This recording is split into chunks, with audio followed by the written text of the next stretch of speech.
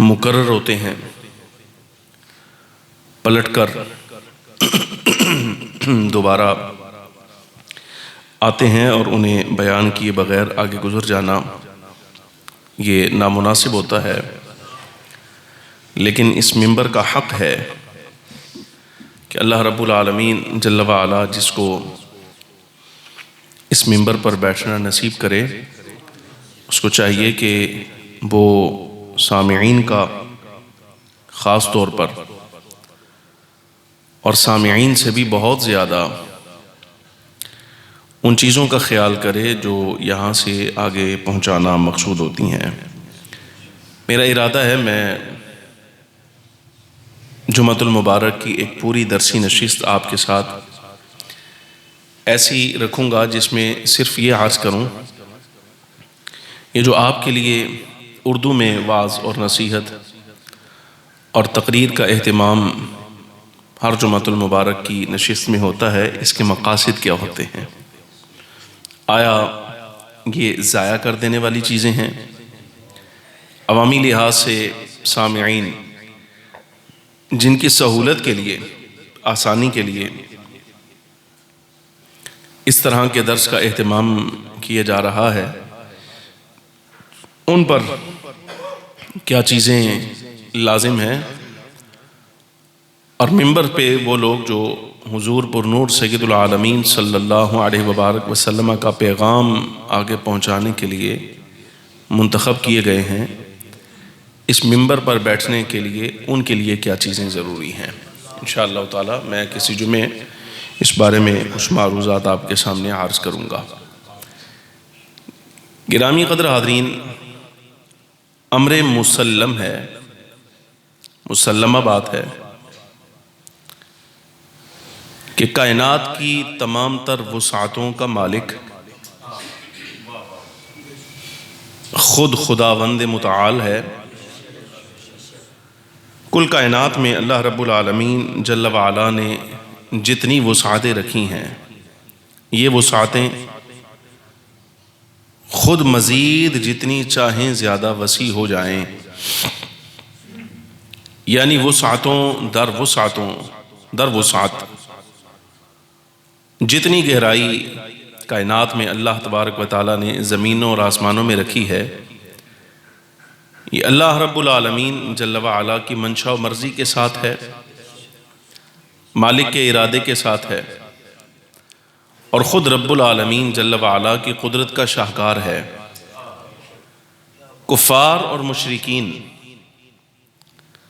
جو رب العالمین جل وعلا کو وحدہ لا شریک نہیں مانتے تھے، وہ بھی اس امر کو تسلیم کرنے کے پابند تھے۔ قرآن عزیز نے جا بجا متعدد مقام پر یہ بات کہی ہے کہ جب ان سے پوچھا گیا بتاؤ زمینوں اور آسمانوں کا خالق کون، تو اپنے منہ سے مانتے تھے اللہ۔ یعنی یہ ایسا امر مسلم ہے کہ اللہ رب العالمین جل وعلا نے ان چیزوں کو اپنی قدرت اور وحدانیت کی نشانیوں میں سے نشانیاں بنایا ہے۔ بندہ جس وقت آسمان کو چھت کے طور پر دیکھتا ہے اور یہ غور کرتا ہے کہ اتنی بڑی چھت اللہ تبارک و تعالیٰ نے رکھی ہے اور اس میں ستون تو ڈالا ہی کوئی نہیں جو اس کا وزن اٹھائے، تو متبادر یہ ذہن جاتا ہے کہ یقیناً ضرور بالضرور اس شاہکار کو تیار کرنے والی ذات اللہ تبارک و تعالیٰ جل وعلا کی ہے، وحدہ لا شریک ہے۔ پھر زمینوں اور آسمانوں کا نظام متوازن طریقے سے چلتا رہے، سورج بر وقت نکلے جو اس کا وقت مقرر ہے، جو جگہ مقرر ہے وہیں سے طلوع ہو، جس وقت اور جس جگہ اس نے غروب ہونا ہے اس جگہ غروب ہو، کہیں کسی قسم کی آپ کو کوئی کجی نظر نہ آئے، کوئی ستارہ الٹا پلٹا نظر نہ آئے۔ تو یہ نظام کا توازن بھی اس بات کی دلیل ہے کہ اس نظام کے توازن کو برقرار رکھنے والی ذات اللہ تبارک و تعالیٰ کی ہے۔ رب العالمین جل وعلا نے اسی امر کو دلیل بنایا تھا اپنی وحدانیت پر۔ دو چیزیں ہیں، فرمایا غور تو کرو، دیکھو تو صحیح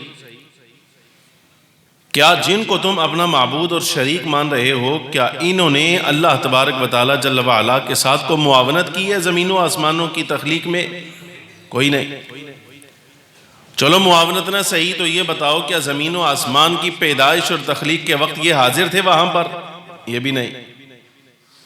اور پھر ایسے ہی ایک دلیل برہان تمانع کے طور پر رب العالمین جل وعلا نے جو ارشاد فرمائی وہ یہی تھی، لو کان فیہما آلہۃ الا اللہ، اگر زمینوں اور آسمانوں میں اللہ کے سوا کوئی اور بھی خدا ہوتا، اللہ کے سوا کوئی اور خدا ہوتا، لفسدتا، تو زمین و آسمانوں کا نظام میں فساد ہو جاتا۔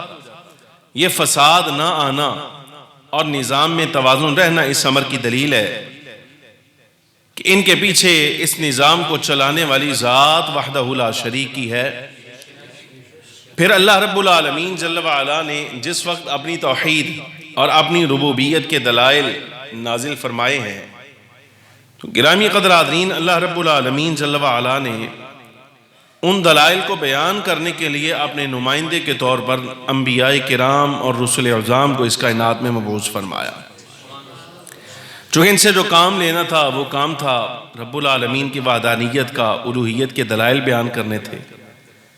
تو سامنے ظاہر ہے اللہ تبارک و تعالیٰ کی تخلیق ہے، مالک کو تو معلوم ہے نا کہ انسان شے کیا ہے۔ وہ اگرچہ الگ چیز ہے کہ اپنی حقیقت کے اعتبار سے کچھ بھی نہیں، اپنی حقیقت کے اعتبار سے یہ کچھ بھی نہیں، اپنی اصلیت میں دیکھا جائے تو کچھ بھی نہیں ہے یہ، لیکن بہرحال اللہ رب العالمین جل وعلا نے وہ شے جو کچھ بھی نہیں اس کو کیا کچھ دیا ہے وہ بھی اللہ جانتا ہے۔ اس نے ترقی کیسی کرنی ہے ہر دور میں، یہ کیسے نظام کو مسخر کرے گا، زمین و آسمانوں کو مسخر کرے گا، یہ ساری قدرتیں اللہ تبارک و تعالیٰ جل وعلا نے اور قوتیں جو اس کے اندر رکھی ہیں مالک کو تو معلوم۔ تو رب العالمین جل وعلا نے جس قوم کی طرف بھی کوئی نبی رسول مبعوث کیا، اللہ رب العالمین جل وعلا نے ایک سے بڑھ کر ایک کمالات انبیاء کرام اور رسولوں کو عطا فرمائے۔ انسان وہ چیزیں جو بڑی کاوش کے بعد، بڑی محنت کے بعد بجا لاتا ہے انہیں کر پاتا ہے، اور زندگی میں کوئی ایک آدھ بندہ کوئی ایک آدھ ایسا کام کر سکتا ہے۔ اللہ رب العالمین جل وعلا نے رسولوں کی یہ شان رکھی ہے کہ اس سے کہیں زیادہ اوپر کی چیزیں عقل انسان کی جو تسلیم بھی نہ کرے، اللہ رب العالمین جل وعلا نے انبیاء میں سے ایک ایک نبی کے ایک ایک اشارے کتاب رکھی ہے۔ بس اشارہ جس کے بارے میں فلاسفہ یہ بات کہتے ہیں، فلاسفہ یہ خط وہمی ہے۔ اشارہ، آپ کسی شے کی طرف اشارہ کرتے ہیں، فلاسفہ کا قول ہے، کہتے ہیں کہ ایک وہمی لکیر جو ہے وہ آپ کی انگلی سے نکلتی ہے اور مشارن الیہ پر پڑتی ہے، مشارن الیہ پر پڑتی ہے۔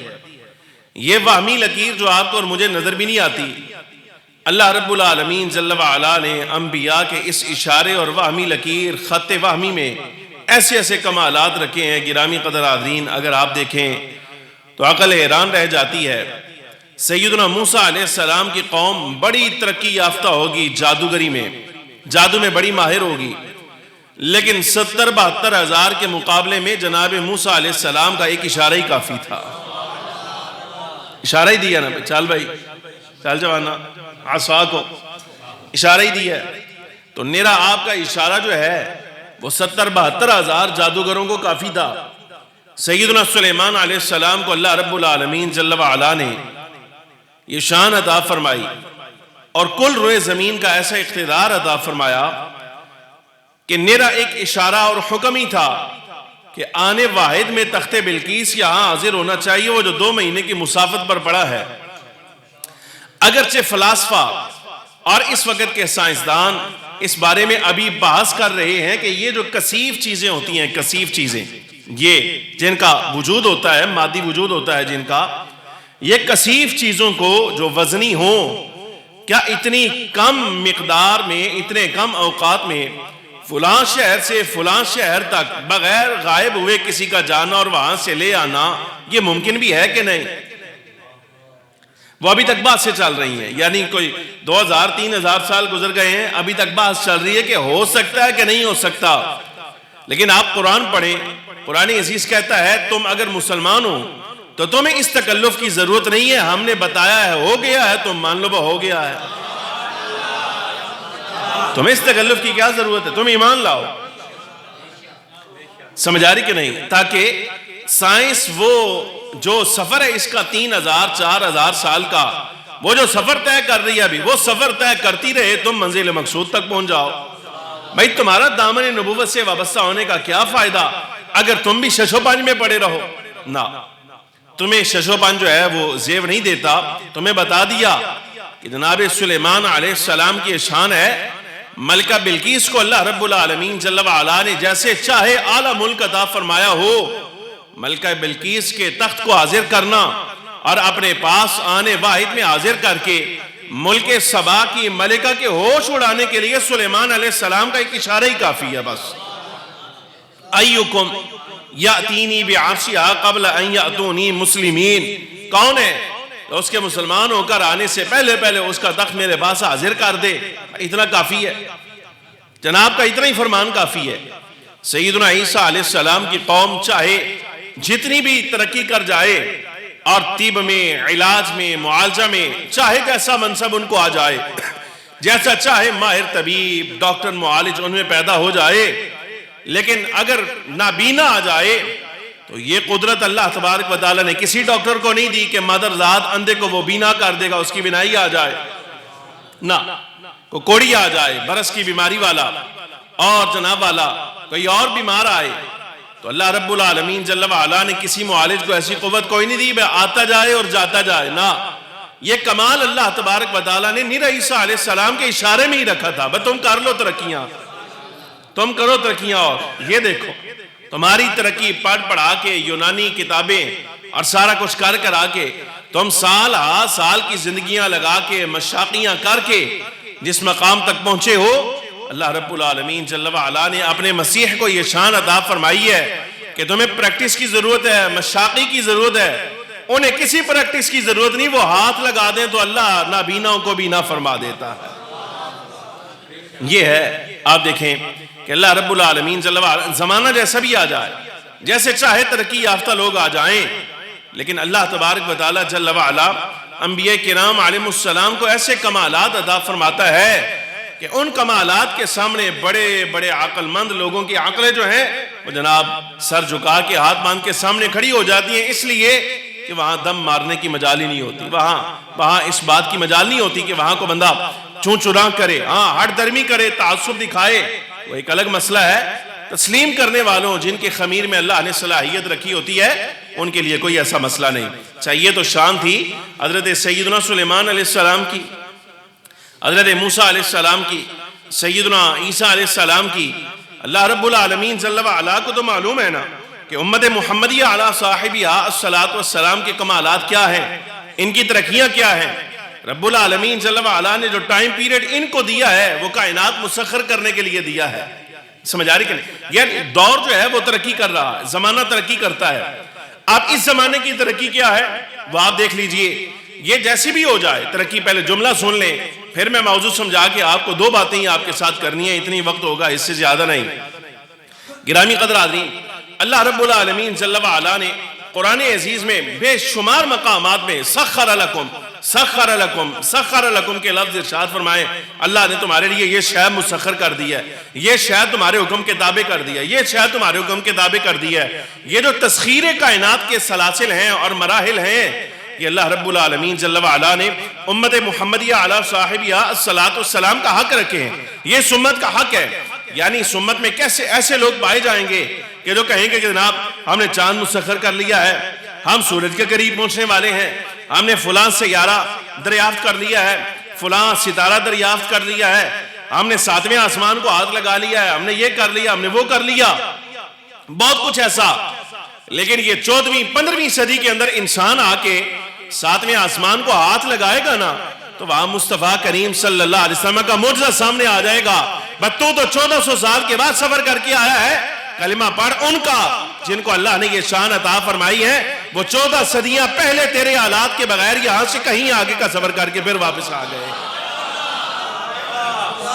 یعنی یہ ہمارے دور کی ترقیاں، یہ ہمارے زمانے کی ترقیاں، یہ ترقی نہیں، یہ مصطفیٰ کریم صلی اللہ علیہ وبارک وسلم کے معجزات کو تازہ کرنے کا ایک طریقہ ہے. یعنی اس زمانے میں تسخیر کائنات کا کوئی مرحلہ آپ کے سامنے آئے تو آپ کہیں گے بے ہوتا رہے. ہمارے لیے تو یہی ہے نا جو بات تو کہہ رہا ہے کہ تم نے آج کی ہے. اللہ رب العالمین جل وعلا نے تیرے اس قول پر ہمارا محبوب کریم صلی اللہ علیہ وسلم پر ایمان اور بڑھا دیا ہے، اس لیے کہ تو آج 14 صدیوں کے بعد دعویٰ کر رہا ہے. محبوب کریم صلی اللہ علیہ وبارک وسلم یہ تیرا دعویٰ تیرے لیے شان نہیں بلکہ یوں سمجھ اللہ نے ہمارے لیے سرکار کا ایک معجزہ نئے سرے سے تازہ کر کے ہمارے سامنے کر دیا ہے. تو کیا کر رہا؟ تو کچھ بھی نہیں، تیری حیثیت کوئی نہیں.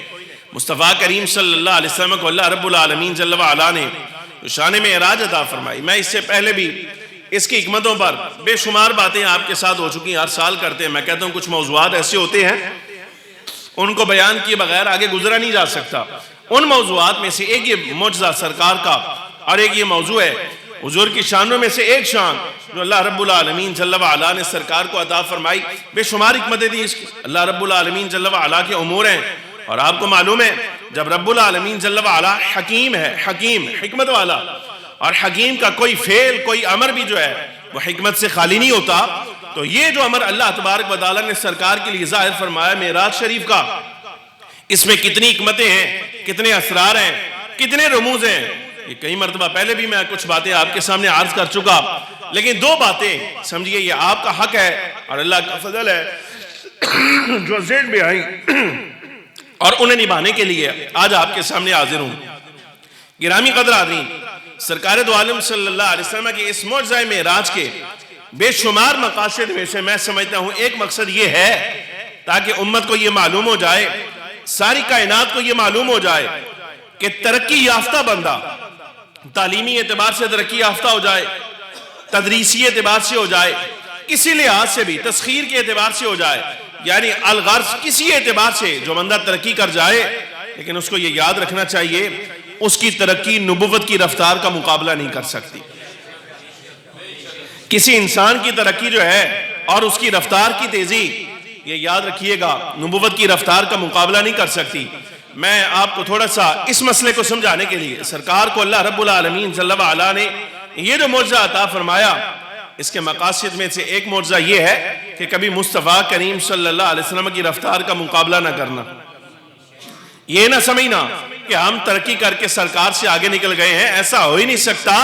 امام بہرحال امام ہی ہوتا ہے اور امام کی شان ہے وہ آگے ہوا کرتا ہے. سرکار امام ہے اس کائنات کے اور اللہ رب العالمین جل وعلا نے سرکار کو کتنا آگے فرمایا ہے اور کیا امامت کا حق ہے حضور کا، وہ آپ ملاحظہ فرمائیے. اسی اعتبار سے ہم نے بڑی ترقی کی. اس زمانے میں ہم دیکھ رہے ہیں، سابقہ ادوار میں جائیں، پیچھے جائیں تو زمانہ نبی صلی اللہ علیہ وسلم کی سواری جو ہے وہ گدھا ہوتا تھا، دراز گوش. یہاں جناب والا بڑا کو صاحب حیثیت ہے، بڑا مالدار آدمی ہے تو کو تیز رفتار گھوڑا، کو نسلی اونٹ. یہ اس زمانے کی سواریاں تھیں.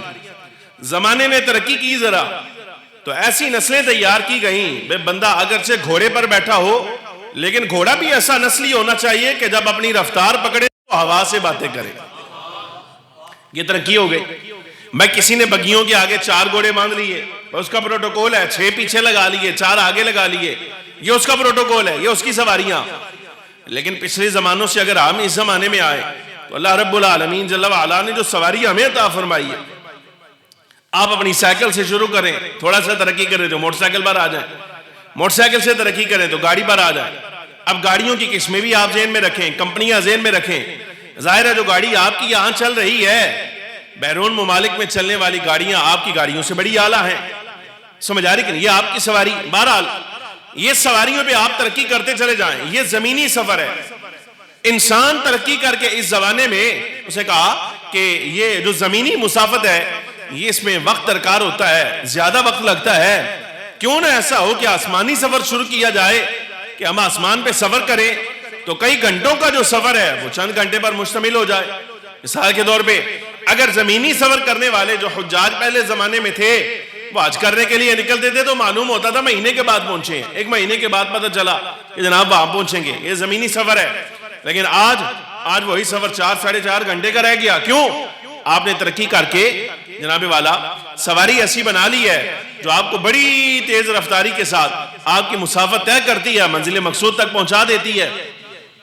اب کا انسان یہ دعویٰ کرتا ہے کہ تم ابھی بھی بہت نیچے ہو، تم جہاز ہیلی کاپٹر پہ سفر کرتے ہو، ہم نے ایسی مشینیں بنائی ہیں اب جو خلا سے بھی اوپر پرواز کرتی ہیں، ہمیں چاند تک لے گئی ہیں۔ لیکن جناب والا جب انسان کی سواری نبوت کی سواری کے ساتھ مسافت کے ساتھ مقابلہ کرے گی نا، یعنی آپ کی میری گاڑی، آپ کا میرا تیز رفتار گھوڑا اور جناب آپ کا میرا وہ خلائی مشین جو ہمیں یہاں زمین سے اٹھائے اور چاند پر لے جائے، جب ہم اس سواری کو سرکار کے سامنے پیش کریں گے نا تو بندہ ہاتھ باندھے یا نہ باندھے، سواری بہرحال ضرور سرکار کے سامنے ہاتھ باندھ کے کھڑی ہو جائے گی، بھی ہماری کوئی مجال نہیں کہ نہیں بھائی۔ ابھی بھی ایسی مشینیں دریافت کرنے کے باوجود، ایسی مشینیں دریافت کر مقابلہ ہو رہا ہے نا بھائی۔ کافر تو نبی علیہ السلام کو نبی نہیں مانتا، آپ ہاتھ باندھ کے کھڑے ہیں، آپ تعظیم کرتے ہیں، آپ ادب کرتے ہیں، تو یہ آپ کے ایمان کا تقاضا ہے۔ کافر کے پاس ایمان کوئی نہیں تو وہ مقابلہ کرتا ہے، لیکن یہ کافر کو پیغام ہے، یاد رکھنا تم چاہے جتنی ترقی کر جاؤ، جتنی تیز رفتار تمہاری سواریاں ہو جائیں، لیکن یہ یاد رکھنا جب تمہاری تیز ترین رفتار سواریاں بھی مصطفیٰ کریم صلی اللہ علیہ وسلم کے ایک سفر کے سامنے کھڑی ہوں گی نا تو تم دیکھنا تمہاری سواریاں تمہیں پیچھے ہی نظر آئیں گی۔ نبوی رفتار کا مقابلہ نہیں ہو سکے گا۔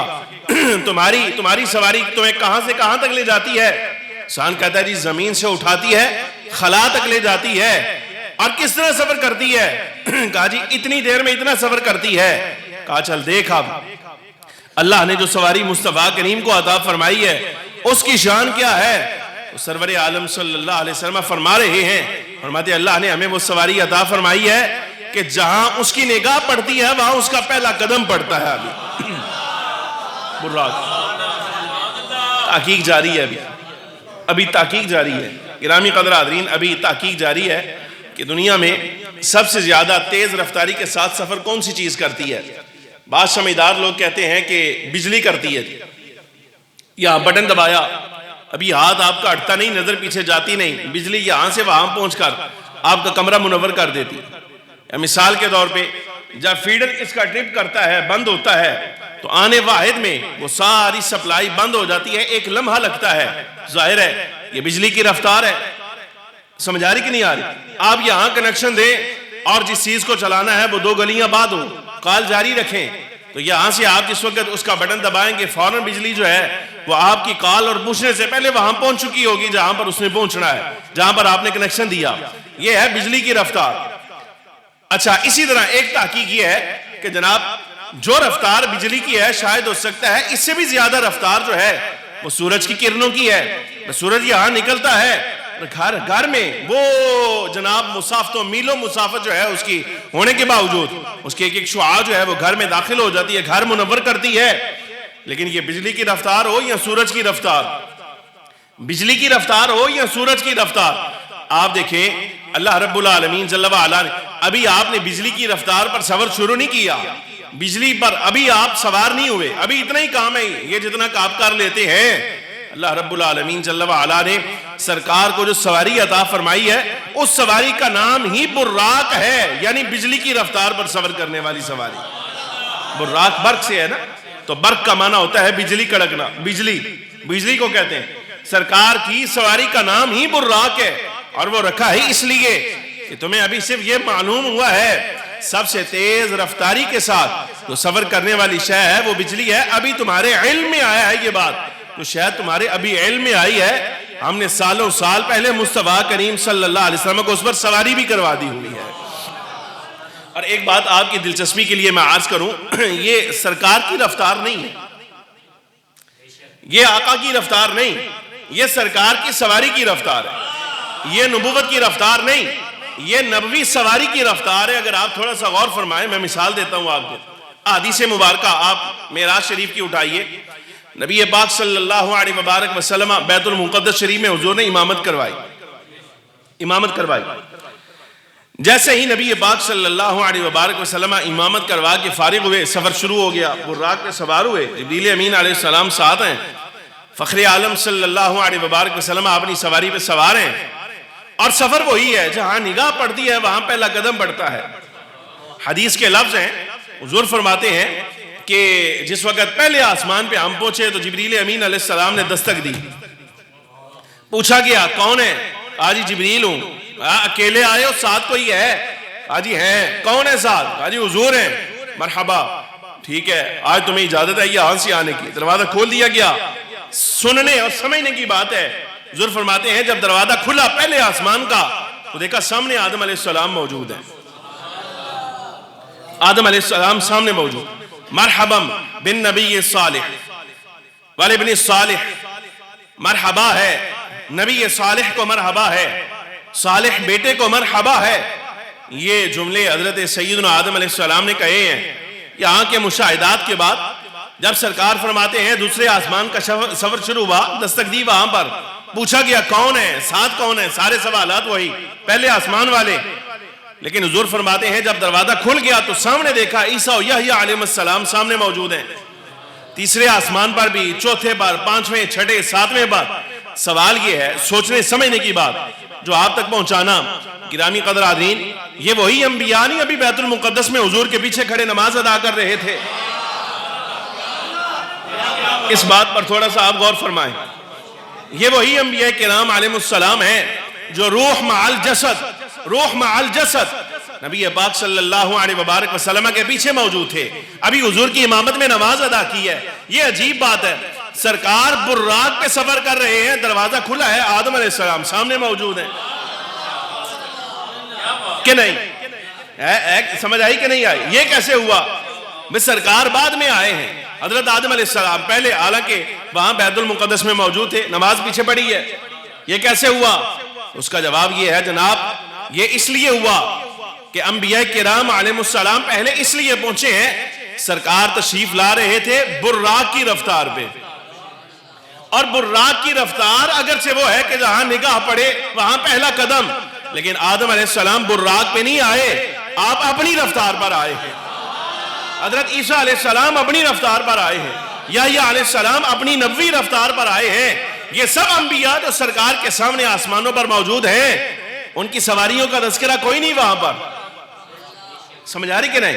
حضرت آدم علیہ السلام کے بارے میں سرکار نے یہ نہیں بتایا کہ کیسے پہنچے، نہ بھائی اتنا ہی بتایا کہ پہلے وہاں موجود تھے. سب انبیاء پہلے موجود ہیں.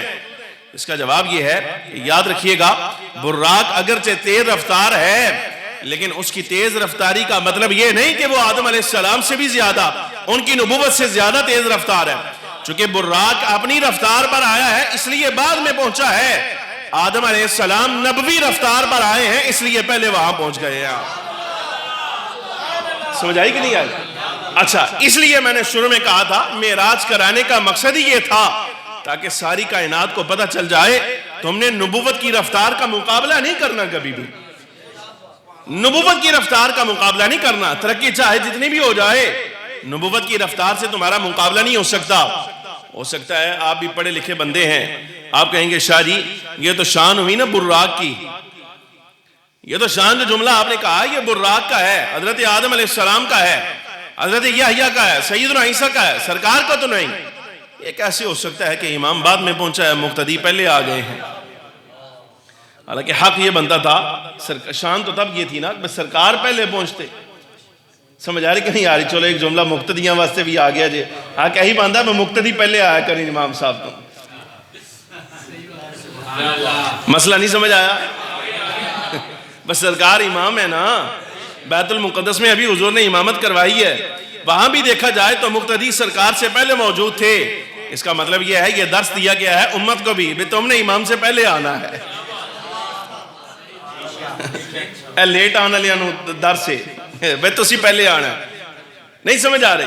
اچھا بہرحال آپ سوال کریں، آپ کہیں کہ شاہ جی شان تو تب تھی نا بس سرکار پہلے پہنچتے، لیکن سرکار بعد میں آئے ہیں، آدم علیہ السلام پہلے پہنچے ہیں. تو میں آپ کو جواب دوں گا، میں کہوں گا سنگیو یہ یاد رکھنا، سرکار چونکہ براق کی رفتار پہ آئے ہیں اس لیے حضور براق کے مطابق بعد میں آئے ہیں.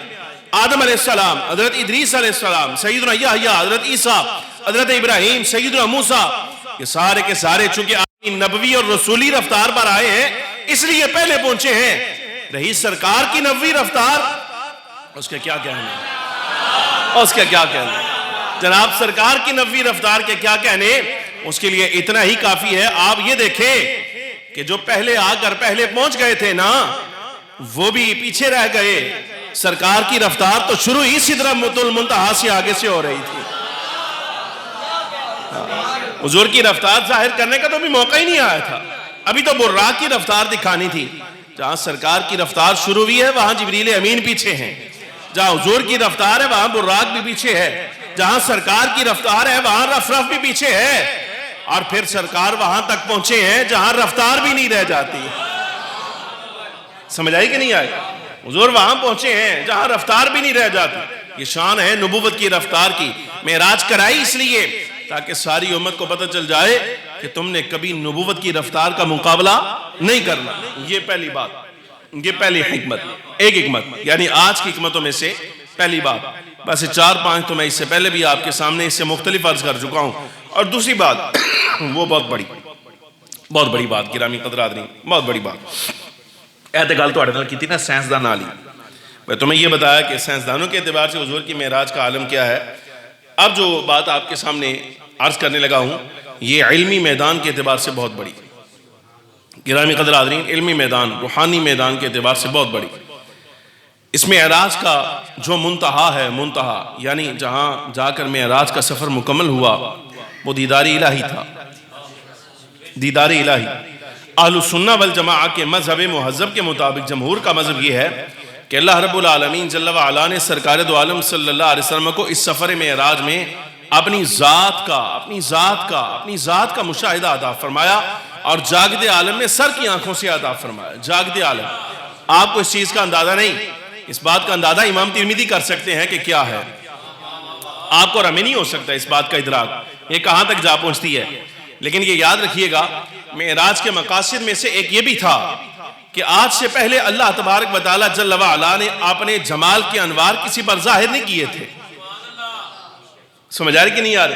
سیدنا آدم علیہ السلام سے لے کر سیدنا عیسیٰ علیہ السلام تک جتنے انبیاء کرام علیہ السلام تشریف لائے، صرف ایک نبی کا سوال آپ کو ملتا ہے، وہ ہے سیدنا موسیٰ علیہ السلام، بس۔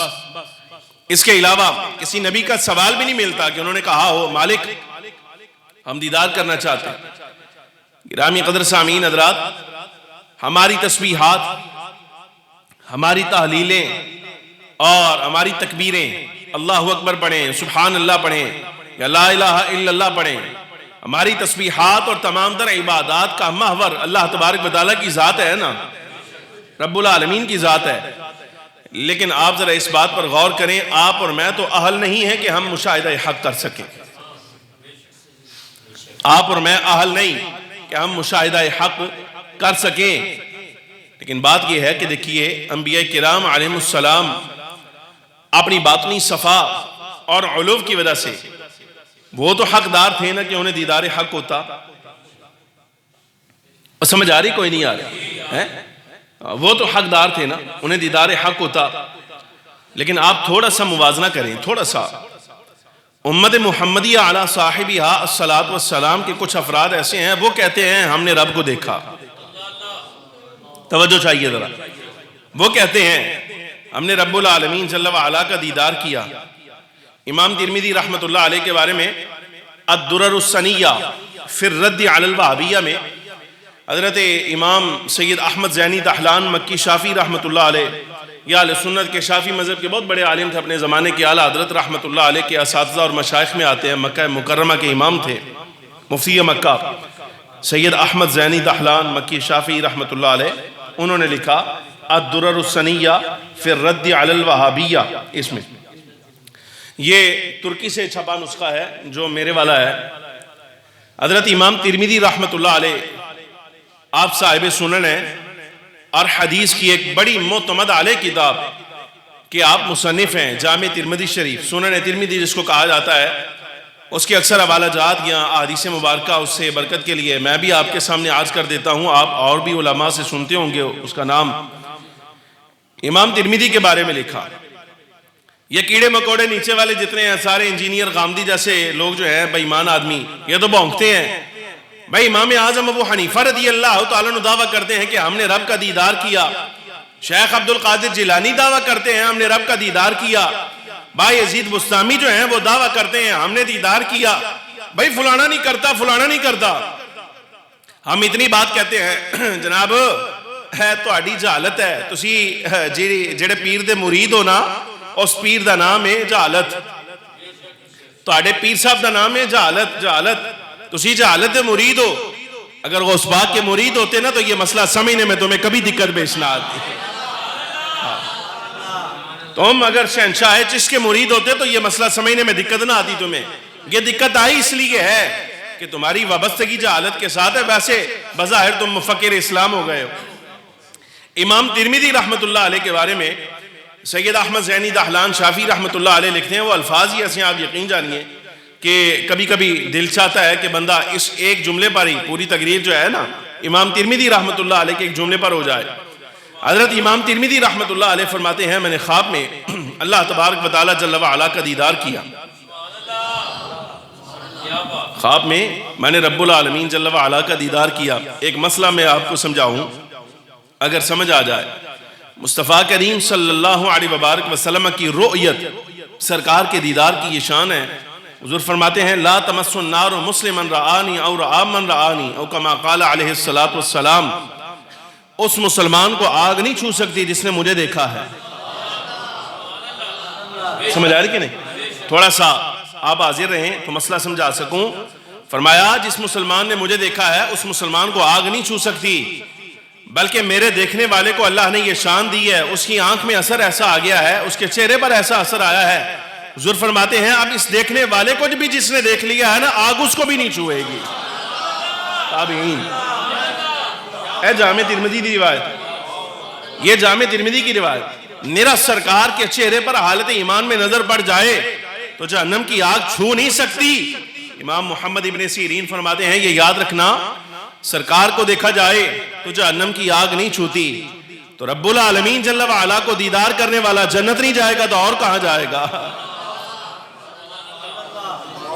بھئی سرکار کا دیدار اگر جہنم میں نہیں لے جا سکتا، نہیں جانے دے سکتا، تو جو رب کا دیدار کرنے والے ہیں ان کی شان کو بھی تو تھوڑا آپ سمجھے نا، اللہ نے ان کو کیا شان عطا فرمائی ہے۔ ایسے ہی ہو جاتا ہے، انوار الہی ایسے ہی دیکھے جاتے ہیں، مشاہدہ حق رب العالمین ایسے ہی دے دیتا ہے۔ وہ امام ترمذی جیسے لوگوں کی شان ہے۔ حضرت امام ترمذی رحمت اللہ علیہ فرماتے ہیں میں نے رب العزت کو دیکھا، خواب میں نے دیدار کیا، انوار دیکھے۔ مسئلہ یاد کر لیں، اولیاء میں سے جب بھی کوئی دیدار الہی کے بارے میں بات کرتا ہے نا تو اس کا مقصد یہ ہوتا ہے میں نے انوار الہیہ دیکھے، ذات نہیں، ذات حضور کا حق ہے، بس صرف حضور کا حق ہے۔ مسئلہ سمجھا چکا ہوں، یہ اہل سنت کا منبر ہے۔ ذات کو دیکھنا سرکار کا حق ہے، حضور کے علاوہ کسی کا نہیں۔ اولیاء میں سے جو بھی کہتا ہے وہ انوار دیکھتا ہے۔ فرماتے ہیں جب میں نے خواب میں انوار الہیہ دیکھے تو میں نے رب العالمین سے پوچھا مالک کوئی ایسی بات ارشاد فرما میرا ایمان محفوظ ہو جائے اور میں سلامتی ایمان کے ساتھ اس دنیا سے جاؤں۔ توجہ ہے، میں سلامتی ایمان کے ساتھ اس دنیا سے جاؤں۔ امام ترمذی رحمت اللہ علیہ فرماتے ہیں رب العالمین جل وعلا نے فرمایا ترمذی اے سویر فجر دیاں جڑیاں دو رکھتا نے نا سنت یہ پڑھ کے تو دو فرض پڑھنے سے پہلے یعنی درمیانہ وقت جو ہے اس میں یوں دعا کیا کر۔ اب دعا کے الفاظ دیکھیں، اے اہل سنت دا منبر ہے، بڑا بے ایمان آدمی ہے وہ بندہ، اصحاب کی شان بیان کریں تو کہے اہل بیت کو نہیں مانتے، اور اہل بیت کی شان بیان کریں تو کہے اصحاب کو نہیں مانتا، بڑا بے ایمان آدمی ہے وہ۔ یہ اصحاب کا منبر ہے، اور کیا شان ہے، یہ اہل سنت کا منبر ہے، کیا شان ہے آپ دیکھیے۔ امام ترمذی رحمت اللہ علیہ فرماتے ہیں رب نے فرمایا کہ ترمذی دو سنتیں پڑھ کے فجر کے فرض پڑھنے سے پہلے دعا کیا کر، الہی یوں مانگا کر، الہی بحرمت الحسن و اخیہ، الہی بحرمت الحسن و اخیہ و جدیہ و بنیہ و امیہ و ابیہ، یوں دعا کیا کر اے اللہ صدقہ حسن مجتبیٰ کا، الہی صدقہ حسین علی مقام کا، الہی صدقہ ان کے نانا کا، ان کی اولاد کا، ان کی والدہ بی بی صاحبہ کا، اور ان کے باپ علی مرتضیٰ کا، یہ لفظ کہہ کر دعا کیا کر اے اللہ مجھے میرے غموں سے نجات عطا فرما دے، میرے غموں سے نجات دے دے۔ یہ دعا آگے چل رہی ہے، تفصیلی ہے، الہی بحرمت الحسن و اخی و جدی و ابی و بنی و امی و ابی نجنی من الغم الذی انا فیہ یا حی یا قیوم یا ذا الجلال والاکرام اسألک ان تحیی قلبی بنور معرفتک یا اللہ یا اللہ یا اللہ یا ارحم الراحمین. فرمایا ترمذی یہ دعا کی اگر امام ترمذی رحمت اللہ علیہ جاگ آ گئی نا جس ویلے تو آپ ایک سال تک مسلسل یوں دعا